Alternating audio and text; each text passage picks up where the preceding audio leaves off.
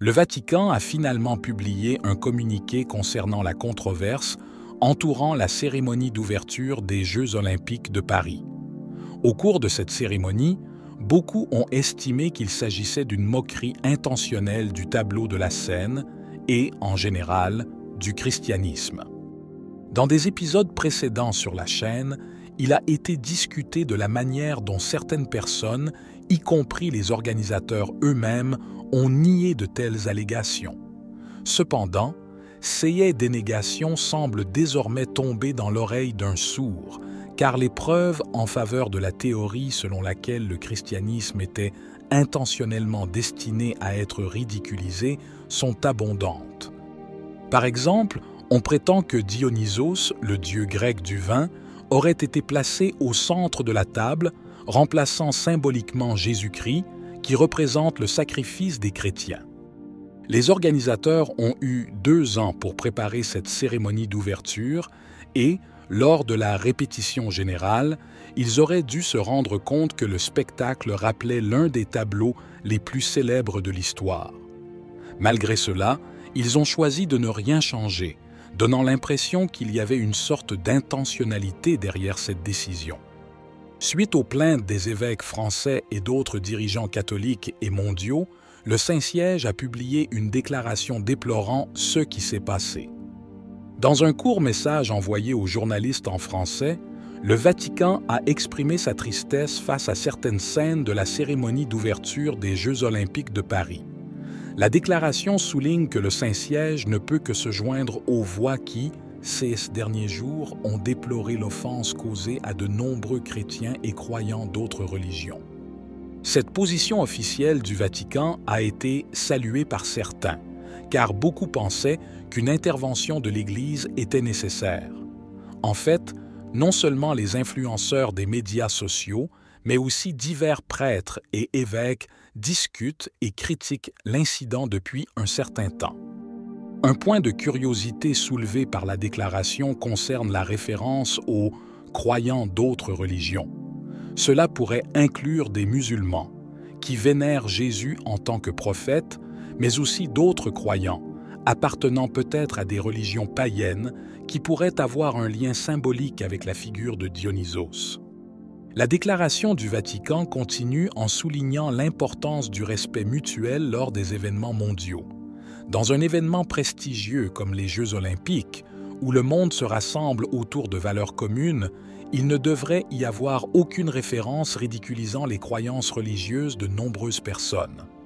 Ce constat paraît évident et pose la question de savoir comment il est possible qu'une telle erreur ait pu échapper aux organisateurs, même dans l'hypothèse où il n'y avait aucune intention. La scène controversée, qui faisait partie du spectacle inaugural des Jeux olympiques d'été, dotée d'un budget de 2 millions d'euros, mettait en vedette des drag queens jouant les apôtres et un DJ autoproclamé dans le rôle de Jésus, dans ce qui semblait être un défilé de mode parodiant le célèbre tableau de Léonard de Vinci. Le Vatican affirme que la liberté d'expression, qui n'est pas en cause, trouve sa limite dans le respect d'autrui. Ce principe moral est simple mais fondamental. Si vous voulez communiquer un message, vous devez le faire de manière respectueuse. Certains diront peut-être qu'il est parfois acceptable de manquer de respect pour une bonne raison, comme Jésus l'a fait lorsqu'il a chassé les marchands du temple. Cependant, la question qui se pose est de savoir quelles raisons les organisateurs olympiques avaient de se moquer du christianisme et de la foi de 2 milliards de chrétiens dans le monde. Malgré cela, la réponse du Saint-Siège a été perçue comme insuffisante par de nombreux croyants, qui attendaient une position plus ferme et plus décisive de la part du Vatican. Au lieu de cela, la réponse a été jugée tiède, dépourvue d'appel à la justice et à la dignité divine, et davantage orientée vers l'apaisement des critiques plutôt que vers une défense énergique de la foi chrétienne. Cela a conduit plusieurs communautés catholiques à exprimer leur déception et à tenter de susciter une réflexion plus approfondie sur la manière de répondre aux offenses contre la foi. Par exemple, un communiqué de la fraternité sacerdotale Saint-Pie X a vivement critiqué la réponse du Vatican, soulignant la nécessité d'une réparation plus énergique et d'une défense sans équivoque des droits du Christ.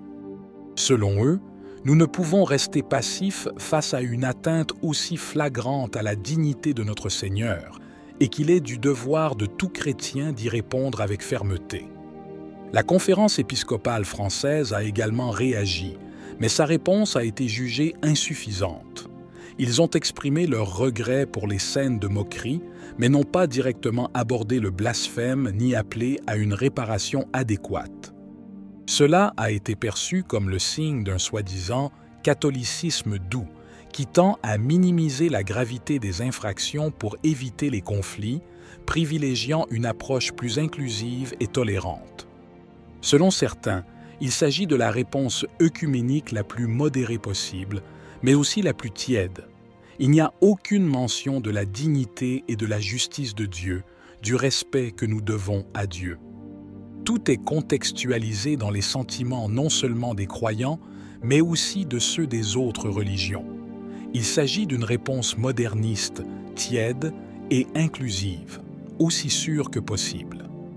En fait, un autre élément de réflexion important qui a émergé de la critique de la réponse du Vatican concerne la nécessité d'une distinction claire entre le respect des croyances d'autrui et la défense intransigeante de sa propre foi.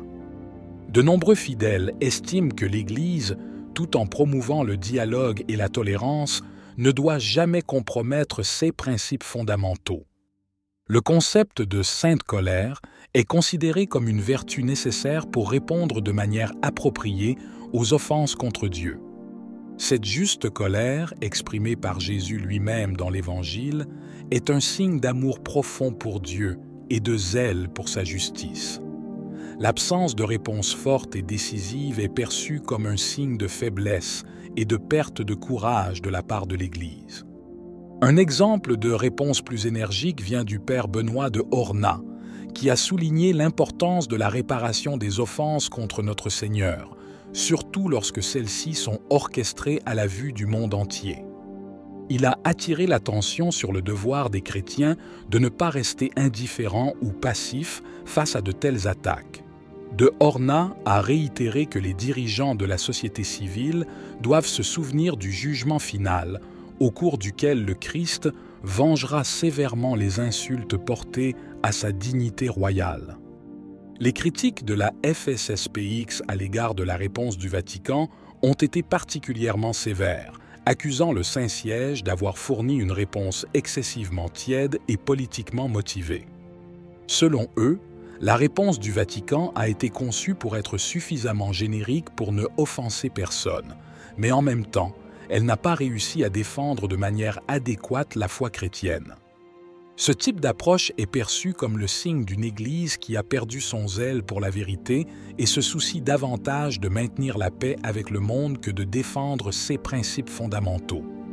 D'autres commentateurs ont souligné que le problème n'est pas seulement la faiblesse de la réponse, mais aussi un changement plus large dans l'Église qui semble de plus en plus centré sur l'homme plutôt que sur Dieu. Cette transformation est considérée comme un abandon des traditions et des enseignements historiques de l'Église au profit d'une approche plus moderne et inclusive, qui risque cependant de diluer la foi et de la rendre moins pertinente. En outre, il existe une frustration croissante parmi les fidèles face à ce qu'ils perçoivent comme un manque de leadership spirituel. Beaucoup pensent que l'Église devrait être un phare de vérité et de moralité dans un monde de plus en plus confus et moralement ambigu.